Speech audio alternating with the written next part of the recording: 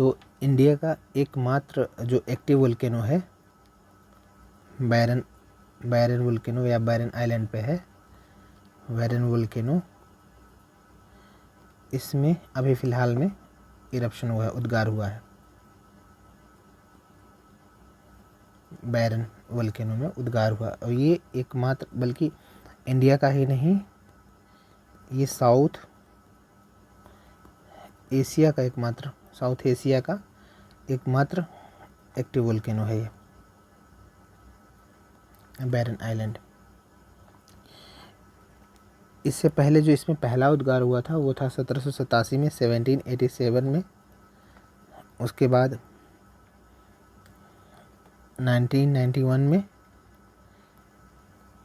फिर 2005 में, फिर 2017 में, फिर 2022 में और अब 2025 में।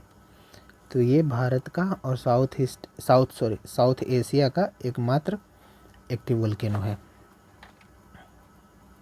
इसकी जो लोकेशन है वो है अंडमान सी में है ये। और एक जो आर्क बनती है आइलैंड्स की आर्क बनती है सुमात्रा से लेकर म्यांमार तक, उस आर्क में भी एकमात्र ये एक्टिव वोल्केनो है, बैरन आइलैंड। ये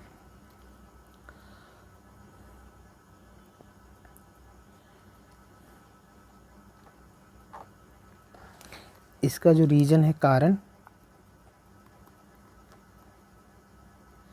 इसका रीजन ये है कि जो इंडियन प्लेट है, इंडियन प्लेट जो कॉन्टिनेंटल प्लेट है, वो बर्मीज़ प्लेट के नीचे या बर्मा प्लेट के नीचे सबडक्ट हो रही है, छेपित हो रही है। उसके कारण ये मतलब वोल्केनिक इरप्शन हुआ।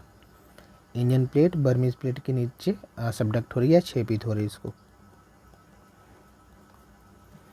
इन्हीं प्लेट के कन्वर्जेंस से 2004 की सुनामी आई थी।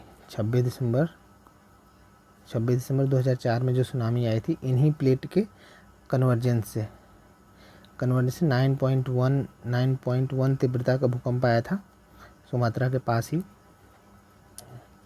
ऑफ कोस्ट में।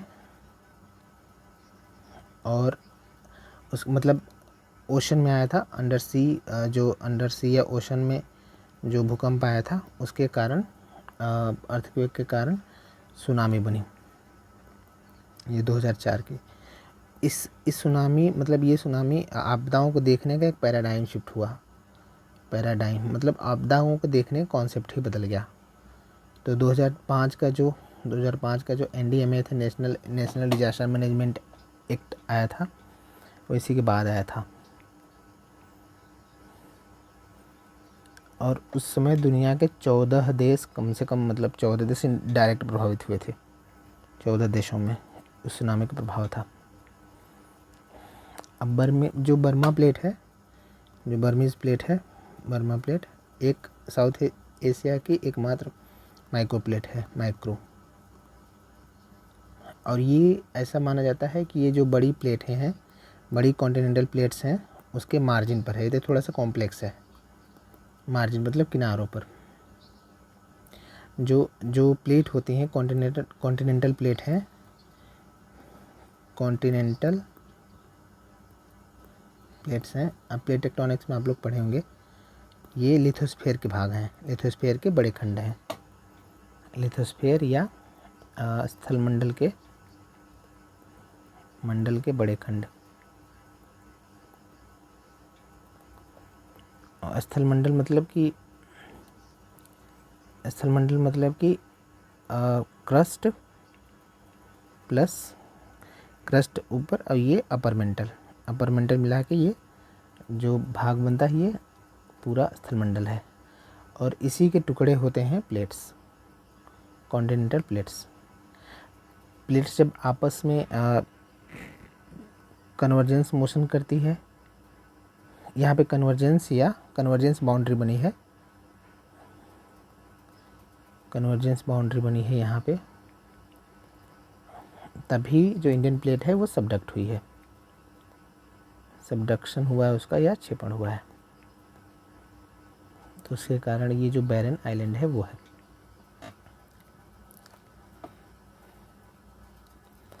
अब थोड़ा सा ये जो उसका जो नेचर है जो बैरन आइलैंड का वो है, जो प्रकार है वो है स्ट्रेटो वोल्केनो।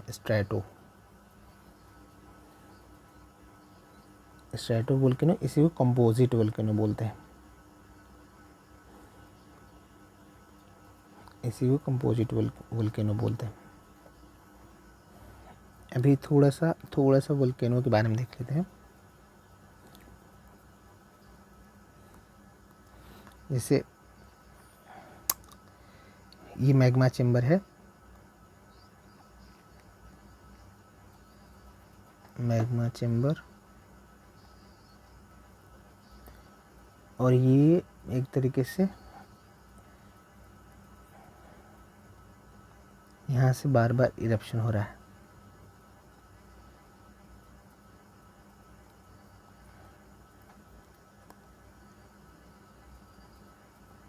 यहाँ से बार बार इरप्शन हो रहा है, तो ये लेयर बनती जा रही हैं। इसमें नई चट्टानों का लेयर बनता जाता है, राख का, एशेस का, डस्ट का, तो ये कई लेयर में ये बनते हैं। इसी को बोलते हैं स्ट्रेटो वोल्केनो या कंपोजिट वोल्केनो। तो जो बैरन आइलैंड का नेचर है, बैरन आइलैंड का नेचर वो काइंड ऑफ ऐसा ही है। इसमें लेयर में चट्टानें कई बार इरप्शन से जमती गई हैं, और ये पूरा कोन, बड़ा सा कोन बन गया है, कोन बन गया है बड़ा सा ऐसे। इसके बार बार जमाव से ये इधर भी कोन बन जाता है, थोड़ा सा एंगल बन जाता है ऐसे, इधर भी एंगल बन जाता है, यहाँ पे इधर भी एंगल बन जाता है, तो इसको पैरासाइट कोन बोलते हैं, पैरासाइट कोन या परजीवी कोन बोलते हैं। परजीवी क्यों, इसलिए क्योंकि ये इसी पर डिपेंड है, परजीवी कोन। तो जो इसका नेचर है ये स्ट्रेटो वोल्केनो या कंपोजिट वोल्केनो।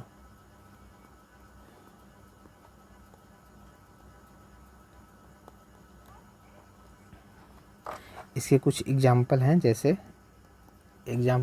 कि जापान का फ्यूजियामा है,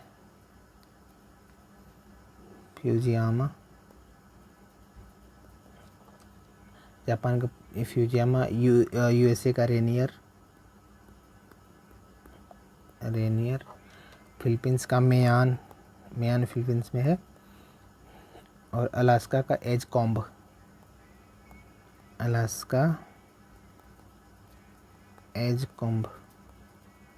ऐसे कुछ एग्जाम्पल हैं, बहुत सारे हैं लेकिन ये थोड़े से एग्जाम्पल हैं यहाँ पे।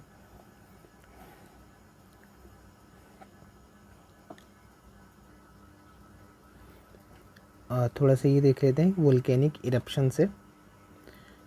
इरप्शन से कौन कौन से पदार्थ या मटेरियल निकलते हैं वोल्केनिक इरप्शन से।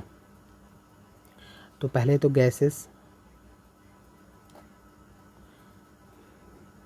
पहला जो है गैसेस,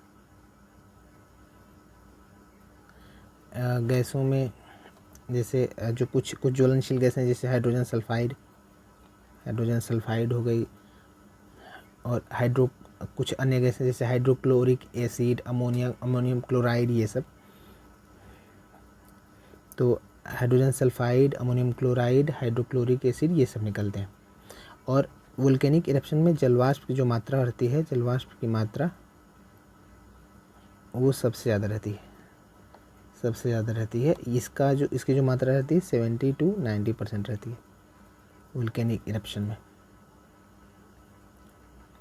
और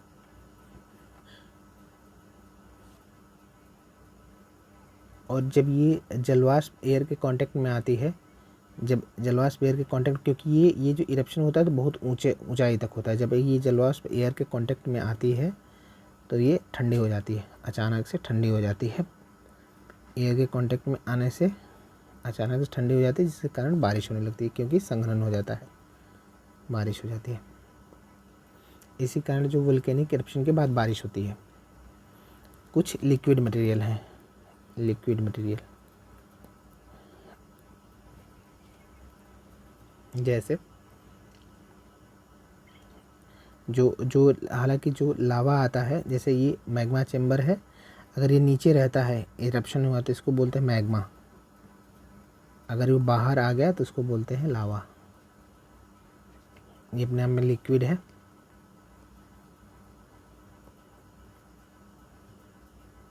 और इसका जो टेम्परेचर होता है वो 600 से लेकर 1200 तक होता है डिग्री सेल्सियस में, इसका जो टेम्परेचर।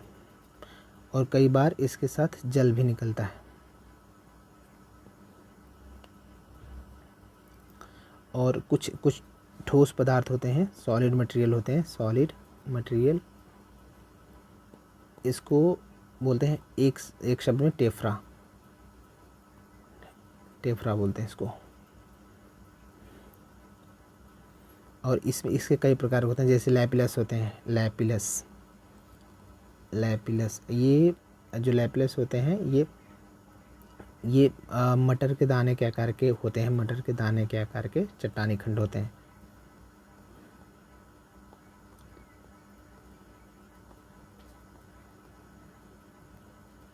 चट्टानी खंड, इसको लैपिलस या लैपिली बोलते हैं हिंदी में, और इंग्लिश में लैपिलस। और दूसरा जो है वोल्केनिक बम, वोल्केनिक बम, ये बड़े आकार में होते हैं। ये इनका जो आकार होता है वो 5 सेंटीमीटर से लेकर 1 मीटर तक, 5 सेंटीमीटर से लेकर 1 मीटर तक इनका जो डायमीटर रहता है, व्यास रहता है, तो इसको बोलते हैं वोल्केनिक बम। और कुछ वोल्केनिक ब्रिशिया बोलते हैं इसको, वोल्केनिक या ज्वालामुखी संकोणाश्म बोलते हैं, हिंदी इसकी थोड़ी कठिन है, इसको वोल्केनिक ब्रिशिया बोलते हैं, ब्रिशिया, BREECIA, ब्रिशिया। और हिंदी में तो ज्वालामुखी संकोणाश्म, कठिन है थोड़ा सा इसका लिखना, ज्वालामुखी संकोणाश्म, तो इसको बोलते हैं वोल्केनिक ब्रिशिया। इसका जो नेचर होता है, ये लावा से ये चिपक कर आपस में संगठित हो जाते हैं, चिपक कर संगठित हो जाते हैं एक तरीके से, इसी को बोलते हैं ज्वालामुखी संकोणाश्म।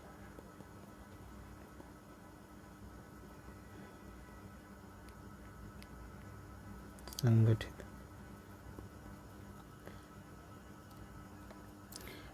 एक और बात इम्पोर्टेंट है यहाँ पे कि जो कोन बनते हैं, ऐसे जो कोन बनते हैं वो एसिडिक लावा में बनते हैं, एसिडिक लावा में। ये लावा मतलब कि आसानी से फैलता नहीं, इसका जो कारण है वो है ज़्यादा मात्रा में उपलब्ध सिलिका, ज़्यादा मात्रा किसकी, सिलिका की। तो ऐसे जो भी शंकु बनते हैं ज्वालामुखी में, वो सिलिका के कंटेंट एसिडिक लावा से बनते हैं, एसिडिक लावा से, क्योंकि बेसाल्ट लावा ज़्यादा दूरी तक स्प्रेड हो सकता है, क्योंकि उसका जो विस्कस फोर्स है, जो विस्कस है नेचर, चिपकने का नेचर, वो कम हो जाता है, विस्कस वो कम हो जाता है, जबकि एसिडिक लावा का ये ज़्यादा रहता है, एसिडिक लावा का नेचर ज़्यादा रहता है। इस कारण जो भी कोन बनते हैं वो बनते हैं एसिडिक लावा से, एसिडिक लावा से। तो आप कभी एसिडिक लावा, एसिडिक और बेसिक लावा में अंतर देख सकते हैं।